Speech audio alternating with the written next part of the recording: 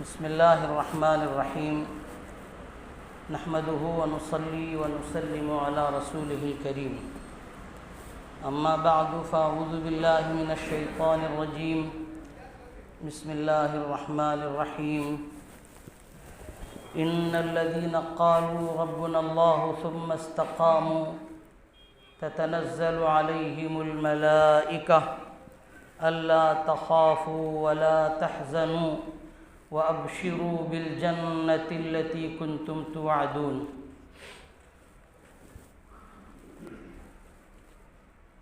وقال تعالى يا أيها الذين آمنوا اتقوا الله وكونوا مع الصادقين.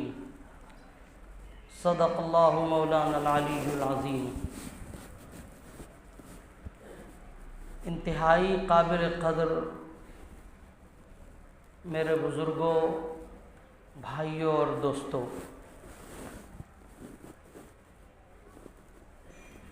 اس بندے کا اللہ کے یہاں ایک مقام ہو جاتا ہے جو تقریباً پورے مہینے کا روزہ رکھ چکا ہو، رمضان میں تراویح پڑھی ہو، دیگر عبادتوں میں مشغول رہے ہوں. آج رمضان کے 27 دن گزر چکے ہیں. آپ حضرات نے رمضان المبارک کے روزے رکھے اس سخت گرمی کے موسم میں. بعض دن اور گھڑیاں ایسی گزریں کہ ایسا لگنے لگا تھا کہ لوگوں کے لیے روزہ رکھنا مشکل ہو جائے گا، لیکن پھر بھی اللہ جل شانہ نے ہمیں روزہ رکھنے کی توفیق دی اور اس کو نبھانے کا موقع عطا فرمایا. زیادہ تر ساتھیوں نے تراویح میں بھی اپنا پورا وقت گزارا. ظاہر ہے کہ اس کی وجہ سے ایمان والے کا اللہ کے ہاں ایک مقام ہو جاتا ہے، اور ایسے مقام پر پہنچ کر وہ اللہ کا محبوب و مقرب بن جاتا ہے. پھر وہ اللہ سے اگر اپنی کوئی ضرورت مانگنا چاہے اور مانگے تو اللہ اس کی ضرورت پوری کرتے ہیں. رمضان مبارک میں جو عبادتیں اور نیکیاں ہم نے کیں، اللہ ہم سب کی ان نیکیوں کو قبول فرمائے. لیکن آج چونکہ اس رمضان کا یہ آخری جمعہ ہے، اس کے بعد ہم اس رمضان میں اب جمعہ نہیں پائیں گے. چند ضروری باتیں اس سلسلے میں عرض کرنی ہیں کہ رمضان میں جس طرح ہم نے توجہ اور لگن اور محنت کے ساتھ وقت بتایا، اللہ کو راضی کرنے کی کوشش کی، اس کے احکام پر چلتے رہے، پورے سال ہماری زندگی اسی طرح گزرے، اس کے لیے ہمیں کیا کرنے کی ضرورت ہے؟ پورے سال ہم نمازوں کا اہتمام کرتے رہیں، مسجدوں کو آباد رکھیں، ایک دوسرے کا احترام، اس کی عزت کریں، قوم و سماج میں بھلائی کو پھیلانے کی فکر کریں، قوم و سماج میں اگر برائی پیدا ہو گئی ہے اس کو دور کرنے کی کوشش اور فکر کریں. ہم سال بھر ایسا گزاریں. اس کے لیے ہمیں کیا کرنے کی ضرورت ہے کہ رمضان کے اعمال پورے سال باقی رہیں. ہمارے بزرگوں نے اور اسلاف نے یہ بات فرمائی ہے کہ جس کا رمضان اچھا گزرتا ہے اس کا پورا سال اچھا گزرتا ہے اعمال اور عبادت کے اعتبار سے. اور اگر رمضان میں کسی نے کوتاہی کی تو پھر دیگر ایام میں بھی اس سے کوتاہیاں ہی ہوتی رہتی ہیں. لیکن مایوس ہونے کی پھر بھی کوئی ضرورت نہیں. اگر ہمارا کوئی بھائی، کوئی ساتھی رمضان کے ان مہینوں میں اب تک کوتاہی کرتے رہے تو وہ اللہ بڑا کریم اور رحیم ہے. اب بھی اگر ہم اس کی طرف رجوع کر لیں اور اس سے لوٹ کر اپنا معاملہ درست کر لیں اور اس سے کہیں میرے پروردگار، میرے مولا، آپ ہمارے رحیم و کریم آقا اور خالق و مالک اور رب ہیں، ہم نے کوتاہی کی، معاف کر دیجئے، اب آئندہ ایسا نہیں کریں گے، تو اللہ معاف بھی کر دیتا ہے. اور آئندہ کے لیے پھر ہماری زندگی صحیح بھی کر دیتا ہے۔ اس لیے اگر کوتاہی ہو گئی غلبہ نفس سے تو گھبرانے کی ضرورت نہیں، مایوس ہونے کی ضرورت نہیں۔ اس مولا سے اب بھی اگر لو لگا لیں گے تو ہمیں انہی لوگوں کی طرح نواز دے گا جو پورے رمضان عمل میں گزارتے رہے۔ اس کے یہاں دیر ہے اندھیر نہیں، صبح کا بھٹکا ہوا اگر شام کو گھر آ جائے تو اس کو بھٹکا ہوا نہیں کہتے۔ میرے بزرگوں اور دوستوں، ہم اور آپ صاحب ایمان ہیں، اللہ نے ایمان کی دولت عطا کی اور پھر نمازی بنایا۔ ہم سب یہاں نماز کے لیے جمع ہوئے ہیں۔ اللہ جل شانہ نے قرآن کریم میں اور آپ کے حبیب جناب محمد الرسول اللہ صلی اللہ علیہ وسلم نے احادیث مبارکہ میں اور اس کی تشریح میں صحابہ تابعین اور اسلاف کرام نے جو طریقہ اور راستہ ہمیں بتایا ہے، اگر اس طریقے اور راستے پر چلتے رہیں گے تو منزل ہم سے دور نہیں ہوگی، ہم اللہ کے قریب پہنچ جائیں گے۔ میں نے قرآن کریم کی 2 آیت اس وقت آپ کے سامنے پیش کی۔ ایک خاص مقصد کے تحت پیش کی ہے۔ ہمارے بزرگوں میں ایک بہت بڑے بزرگ حضرت اقدس مولانا اشرف علی صاحب تھانوی نور اللہ مرقدہ گزرے ہیں۔ تھانہ بھون مظفر نگر ایک ضلع ہے سہارنپور کے قریب، اس ضلع کا ایک بڑا قصبہ ہے تھانہ بھون۔ ہندوستان کی آزادی سے پہلے تھانہ بھون اور شاملی کے مجاہدین نے ہندوستان کی آزادی کے لیے جنگیں لڑی۔ شاملی کے میدان میں جو 2 ہمارے علماء شہید ہوئے، ایک حافظ ضامن شہید رحمۃ اللہ علیہ اور دوسرے حضرت مولانا عبداللہ گنگوہی، ان دونوں کا مزار تھانہ بھون میں ہے۔ آزادی کے ایک دوسرے جیالے حضرت مولانا محمد محدث تھانوی نور اللہ مرقدہ، ان کا مزار بھی تھانہ بھون میں ہے۔ اور ان سب کے شاگرد اور فیض یافتہ ہیں حضرت مولانا اشرف علی تھانوی۔ دارالعلوم دیوبند کے سب سے پہلے صدر المدرسین حضرت مولانا یعقوب نانوتوی کے سب سے پہلے فاضل اور شاگرد حضرت مولانا اشرف علی تھانوی رحمۃ اللہ علیہ۔ انہوں نے ایک کتاب لکھی ہے، تو کتاب پتلی سی، اس کا نام ہے جزاء الاعمال، عربی نام ہے، اور اردو میں اس کا نام ہے گناہوں کے نقصانات دنیا میں۔ اس کتاب کے اخیر میں حضرت تھانوی نور اللہ مرقدہ نے کچھ نیک کام کرنے کے بتائیں، اس کی ایک فہرست گنائی ہے، اور کچھ گناہ ایسے لکھے ہیں جس سے بچنے کو ضروری قرار دیا ہے، اور یہ فرمایا ہے کہ یہ نیک اعمال وہ ہیں کہ ان کو اگر کر لیا جائے پابندی سے تو دوسرے نیک اعمال کر لینا خود بخود آسان ہو جاتا ہے۔ ایسے 5 اعمال بتائیں جو کرنے کے کام ہے۔ 5 کام کر لے اگر مسلمان تو باقی سارے اعمال کرنا دین کے اس کے لیے آسان ہو جاتے ہیں۔ اور 6 گناہ بتلائے ہیں، اگر ان 6 گناہوں سے آدمی بچ جائے تو باقی سارے گناہوں سے بچنا آسان ہو جاتا ہے۔ رمضان المبارک میں جو روزہ فرض کیا گیا ہے، اس سے پہلے جمعے کو آپ کو بتلایا جا چکا کہ اس کا مقصد قرآن نے بتلایا۔ روزہ اس لیے فرض کیا گیا ہے تاکہ مومن تقوی والا ہو جائے، متقی اور پرہیزگار بن جائے۔ تو حضرت تھانوی نور اللہ مرقدہ نے فرمایا کہ کچھ اعمال ایسے ہیں قرآن و حدیث کی روشنی میں کہ اگر وہ کام کر لیے جائیں تو دوسرے بہت سے کام آسان ہو جاتے ہیں۔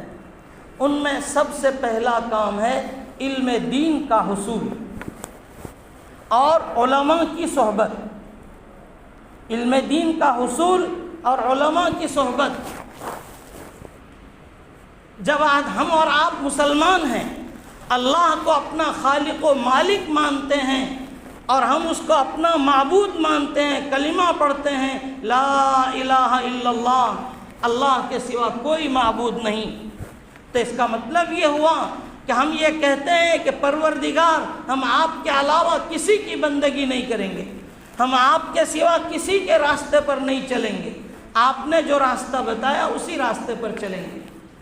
تو جب جو راستہ، مثلا ہم کو جانا ہے ہندوارہ، تو ہندوارہ کا راستہ معلوم ہوگا تو ہی ہم ہندوارہ جائیں گے۔ ہم کو جانا ہے چھرپٹیا، تو ہم کو چھرپٹیا کا راستہ معلوم ہوگا تو چھرپٹیا جائیں گے۔ ہم کو جانا ہے ماچھی پور، تو ماچھی پور کا راستہ معلوم ہوگا تو ہم ماچھی پور جائیں گے۔ تو علم اللہ کا راستہ بتاتا ہے، اللہ کے جس راستے پر ہمیں جس منزل کو پانا ہے اس کا راستہ جب تک ہم کو معلوم نہیں ہوگا ہم وہاں تک نہیں پہنچ سکتے۔ اسی لیے اللہ کے نبی صلی اللہ علیہ وسلم نے فرمایا طلب العلم فریضۃ علی کل مسلم، ہر مسلمان پر ضرورت کے مطابق دین کا علم حاصل کرنا ضروری ہے۔ اگر دین کا علم حاصل کر لیا تو اللہ کے تک پہنچنے کا راستہ معلوم ہو جائے گا، جب راستہ معلوم ہوگا تو ہم اس راستے پر چل کر منزل پر پہنچ سکیں۔ تو پہلا کام ہے علم حاصل کرنا۔ یہ علم دو طرح سے حاصل ہوتا ہے، ایک تو کتاب پڑھنے سے حاصل ہوتا ہے اور ایک اہل اللہ کی صحبت میں بیٹھنے سے حاصل ہوتا ہے۔ کتابوں سے بچپن میں علم حاصل کیا جاتا ہے استاد کے پاس بیٹھ کر، لیکن جب بڑی عمر ہو جاتی ہے تو پھر علماء اور اہل اللہ کی صحبت میں بیٹھ کر علم حاصل کیا جاتا ہے۔ جب ہم اہل اللہ کی صحبت میں بیٹھتے ہیں تو اہل اللہ وہ جو دین پر عمل کرتے ہیں، جن کی طبیعت میں اعتدال ہے، جو سنت و شریعت کو جانتے بھی ہیں، سمجھتے بھی ہیں اور اس پر عمل بھی کرنے کا اہتمام کرتے ہیں، ایسے لوگ اہل اللہ کہلاتے ہیں۔ اہل اللہ کا مطلب یہ نہیں ہے کہ وہ کوئی آسمان سے اتر کر آپ کے درمیان آئیں گے، آپ ہی کے درمیان ہوتے ہیں اور وہ اہل اللہ ہوتے ہیں۔ ان کی صحبت اختیار کرنے سے علم آتا ہے، جب علم آئے گا تو علم کے جتنے تقاضے ہیں وہ سارے راستے آسان ہو جائیں گے۔ ہم اس سلسلے میں بھی تھوڑی بے توجہی کے شکار ہیں، ہمارے پاس چیزوں کا علم نہیں ہے۔ مثلا ہم کو کاروبار کرنا ہے، دکان کرنا ہے، تو دکان سے متعلق شریعت نے علم رکھا ہے، تو یہ جاننا ضروری ہے کہ دکان پر کس طرح ہم کو دکان چلانا ہے، کس طرح مال کا لین دین کرنا ہے، قرض کا لین دین کس طرح کرنا ہے، گراہک سے کس طرح بات کرنی ہے، اس کا علم بھی اسلام میں موجود ہے۔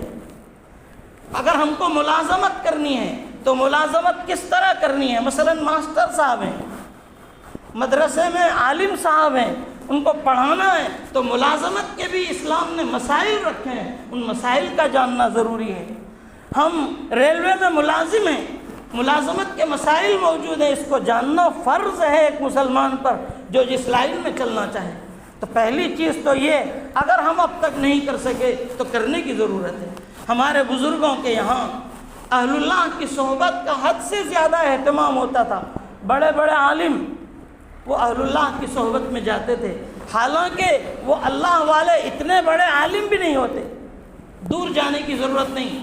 ہمارے علماء دیوبند میں حضرت مولانا محمد قاسم نانوتوی رحمۃ اللہ علیہ اور حضرت مولانا رشید احمد گنگوہی نور اللہ مرقدہ اپنے زمانے کے سب سے بڑے عالم، لیکن وہ گئے تھانہ بھون حاجی امداد اللہ مہاجر مکی رحمۃ اللہ علیہ کے پاس، ان سے بیعت ہوئے، ان کی صحبت میں برسوں رہ کر مجاہدہ کیا اور ان کی صحبت میں رہ کر علم باطن حاصل کیا۔ حالانکہ حاجی امداد اللہ مہاجر مکی وہ بہت بڑے عالم نہیں تھے۔ مولانا قاسم رشید احمد گنگوہی، مولانا قاسم نانوتوی نے خود فرمایا مسائل کے بارے میں کہ مسائل تو حاجی امداد اللہ کو مجھ سے پوچھ کر عمل کرنے ہوں گے، لیکن علم باطن میں ان سے رجوع کرتا ہوں، باطنی علوم ان سے حاصل کرنا ہے۔ ایک نے کہا حضرت اس کو سمجھائیے ذرا، تو حضرت نے فرمایا کہ ہم نے یہ تو پڑھا ہے کہ یہ آم ہے، یہ لیچی ہے، یہ فلاں قسم کا آم ہے، یہ فلاں قسم کا آم ہے، یہ فلاں قسم کا آم ہے، یہ مجھے معلوم ہے، لیکن آم کھانے میں کیسا لگتا ہے یہ ان کو معلوم ہے، حاجی امداد اللہ کو۔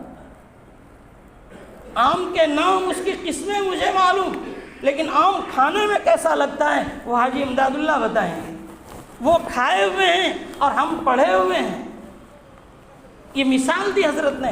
قرآن کریم کی جو آیت میں نے پڑھی آپ کے سامنے، اس میں اللہ جل شانہ نے صاف طور پر فرمایا یا ایھا الذین آمنوا اتقوا اللہ وکونوا مع الصادقین، اے ایمان والو تقوی اختیار کرو۔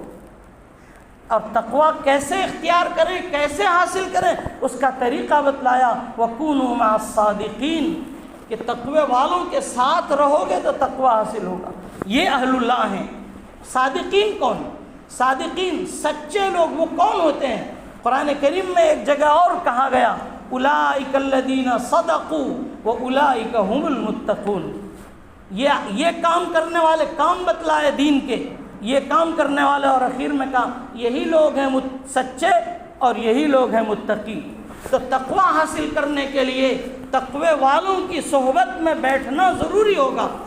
حکیم اختر صاحب نے اس کی مثال دی، فرمایا تقوی والا جو متقی ہوتے ہیں، متقی لوگوں کی مثال قلمی آم کی ہے، اور جو لوگ متقی نہیں ان کی مثال بجو آم کی ہے۔ آپ نے گٹھلی بو دی، درخت اگایا، اس میں آم لگے گا، بڑا بھی ہو سکتا ہے، لیکن کلمی آم جیسا مزہ اس میں نہیں آئے گا۔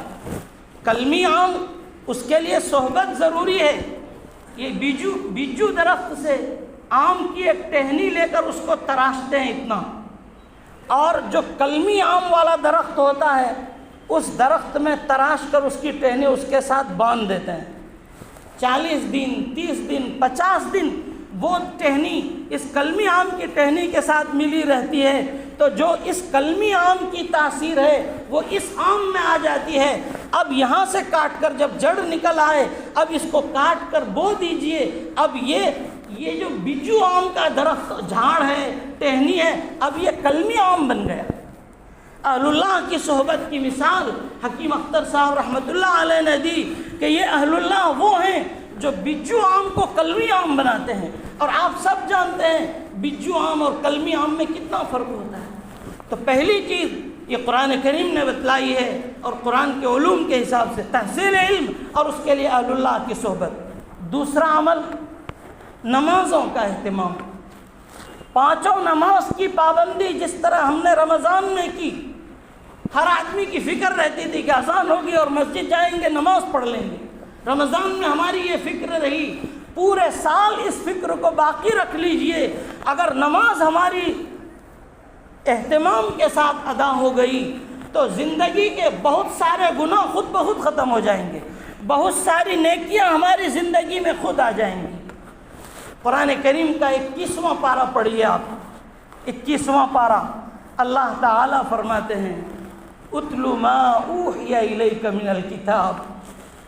میرے محبوب، میرے لاڈلے اور پیارے نبی، جو قرآن آپ پر اتارا گیا ہے آپ اس کی تلاوت کیجئے، حکم دیا جا رہا ہے۔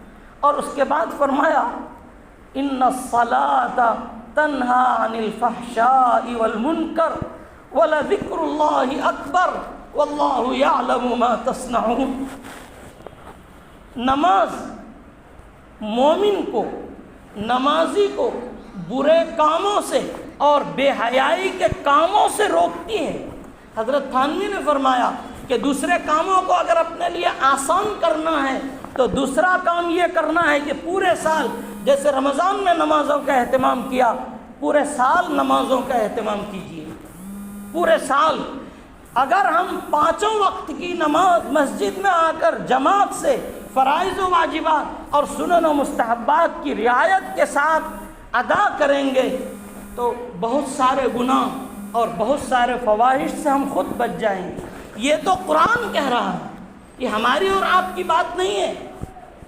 ایک صحابی ایک مرتبہ نبی اکرم صلی اللہ علیہ وسلم کی خدمت میں آئے اور آ کر کہنے لگے کہ اللہ کے رسول، آپ نے قرآن کی آیت سنائی کہ قرآن یہ کہہ رہا ہے کہ نماز بے حیائی اور برائی سے روک دیتی ہے، لیکن فلاں صحابی ہیں آپ کے، وہ نماز پڑھتے ہیں اور تہجد بھی پڑھتے ہیں، صرف دن کی نمازیں نہیں، تہجد گزار ہیں، لیکن چوری بھی کرتے ہیں۔ نبی اکرم صلی اللہ علیہ وسلم کی خدمت میں آ کر ایک صحابی نے یہ کہا، حضرت قرآن کہہ رہا ہے اور آپ کہہ رہے ہیں کہ نماز گناہوں سے روکتی ہے، اور یہ فلاں صحابی ہیں وہ نماز بھی پڑھتے ہیں، تہجد بھی پڑھتے ہیں، مگر چوری بھی کرتے ہیں۔ تو اللہ کے نبی صلی اللہ علیہ وسلم نے اس کو بلا کر ڈانٹا نہیں، اس سے کہا جو شکایت کر رہے ہیں اِنَّ صَلَاتَهُ سَتَنْهَاهُ، کہ میاں پیارے اس کی نماز جلد ہی اس کو چوری سے روک دے گی۔ اگر وہ ٹھیک سے نماز پڑھتا رہے گا، اس کے تقاضے پورے کرتا رہے گا، ہم نماز پڑھ رہے ہیں اور نماز ہم کو چوری سے نہیں روک رہی ہے، جھوٹ بولنے سے نہیں روک رہی ہے، اس کا مطلب ہماری نماز میں کچھ خرابی ہے۔ نماز کی تاثیر، ایک حکیم بتلاتا ہے کہ یہ دوا کھانے سے کھانسی چلی جائے گی، لیکن اس دوا کی مقدار کیا ہوگی اور کتنے دن لیں گے۔ حکیم یہ بھی بتاتا ہے ساتھ میں، آپ نے ذرا سی لی اور پھانک لیا اور کہا کہ اس کا سردی نہیں گئی، نہیں، اس کی مقدار ہوتی ہے، اس کے دن ہوتے ہیں۔ تو نماز میں یہی تاثیر ہے۔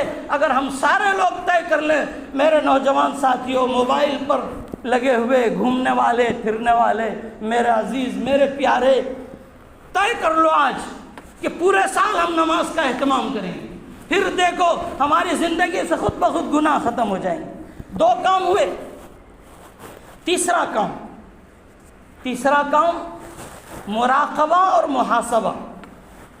مراقبہ کا مطلب ہے نگرانی۔ ہمارے دل میں ہر وقت یہ خیال رہے کہ اللہ جل شانہ جس نے ہمیں پیدا کیا ہے، جو ہماری کوئی رشتہ داری نہیں ہے نا اللہ کے ساتھ، پہلے بھی میں نے کہا، نہ ہم نے درخواست دی، پھر بھی 5 وقت نے ہمیں صحت دی، تندرستی دی، کھانا پینا دیا، گھر دیا، رہنے کے لیے پہننے کے لیے کپڑے دیے، سب کچھ دیتا ہے۔ تو ہمارے دل کا یہ خیال ہو جائے کہ وہ میرا مالک، وہ میرا مولا ہر وقت مجھے دیکھ رہا ہے، ہم ہر وقت اس کی نگرانی میں ہیں۔ ہر وقت ایک مومن کا یہ خیال ہو جائے۔ اگر مومن کا یہ خیال ہو جائے کہ وہ میرا مالک جس نے مجھے پیدا کیا ہے، وہ میرا مالک جس نے جو مجھے روزی دیتا ہے، کھلاتا پلاتا ہے، وہ مجھے ہر وقت دیکھ رہا ہے، اگر آدمی کے دل میں یہ خیال پیدا ہو جائے تو کیا وہ کبھی گناہ کرے گا؟ یوسف علیہ السلام کا قصہ قرآن میں موجود ہے، آپ سب جانتے ہیں۔ زلیخا نے 7 دروازے میں اندر بلا کر ان کو بدکاری کی دعوت دی، مگر انہوں نے بدکاری نہیں کی۔ کیا طاقت تھی ان کے پاس؟ اور وہ بھاگے تو دروازے کھلتے چلے گئے۔ قرآن نے یہ کہا کہ اگر تم ارادہ کر لو، عزم کر لو گناہ نہیں کرنا ہے، اللہ تمہارے لیے راستے کھول دے گا۔ یوسف علیہ السلام کے قصے میں قرآن نے کہا وَمَن يَتَّقِ اللَّهَ يَجْعَلْ لَهُ مَخْرَجًا وَيَرْزُقْهُ مِنْ حَيْثُ لَا يَحْتَسِبُ، کہ جو اللہ سے ڈرے گا، اللہ گناہوں سے بچنے کا راستہ اس کے لیے نکال دے گا اور خزانے غیب سے بلا وہم و گمان روزی دے گا۔ ایک تو مراقبہ اور دوسرے محاسبہ۔ دن اور رات کی کسی گھڑی میں تھوڑا سا یہ سوچ حساب لے لیں پوری 24 گھنٹے کی زندگی کا۔ حضرت تھانوی نے کہا رات کو سوتے وقت میں دن بھر کے کاموں کا حساب لے لو، ہم نے یہ کیا یہ کیا یہ کیا، صحیح کتنا کیا، غلط کتنا کیا۔ اگر صحیح کیا ہے اس پر اللہ کا شکر ادا کرو کہ مالک آپ کے فضل سے میں نے یہ نیک کام کیا، اور جو غلطی ہوئی اس مالک سے اسی وقت دل میں توبہ کرو کہ مالک ہم سے غلطی ہوئی، آئندہ ہم یہ گناہ نہیں کریں گے، پھر کل جائزہ لو، پھر کل محاسبہ۔ تو یہ 2 کام کرنے سے، مراقبہ اور محاسبہ، انشاءاللہ پھر ہم سے گناہ نہیں ہوگا۔ اور چوتھی چیز کم بولنا، لوگوں سے کم ملنا۔ آج بہت سارے گناہ، بہت ساری آفتیں صرف زبان سے پیدا ہوتی ہیں، بہت سارے گناہ، بہت ساری آفتیں، بہت ساری چیزیں صرف یہ۔ اور آخری کام، وقت بھی ہو گیا، آخری کام توبہ اور استغفار۔ جو گناہ ہم سے ہوتے ہیں، دن رات ہوتے ہیں، میں نے پہلے بتلایا، نبی صلی اللہ علیہ وسلم نے بتلایا، لوگوں کے ساتھ رہنے سے ہمارا دل بھی میلا ہو جاتا ہے۔ تو توبہ، اے اللہ ہم سے گناہ ہو گیا، معاف کر دیجیے، اور کثرت سے استغفار، نستغفر اللہ نستغفر اللہ نستغفر اللہ، اے اللہ مجھے بھی معاف کر دے اور پوری امت کو بھی معاف کر دے۔ یہ 5 کام ہیں، اگر ان کو کر لیں گے تو پورے سال انشاءاللہ دوسرے کام بھی آسان ہوں گے اور گناہوں سے بھی بچے رہیں گے۔ کریں گے نا انشاءاللہ؟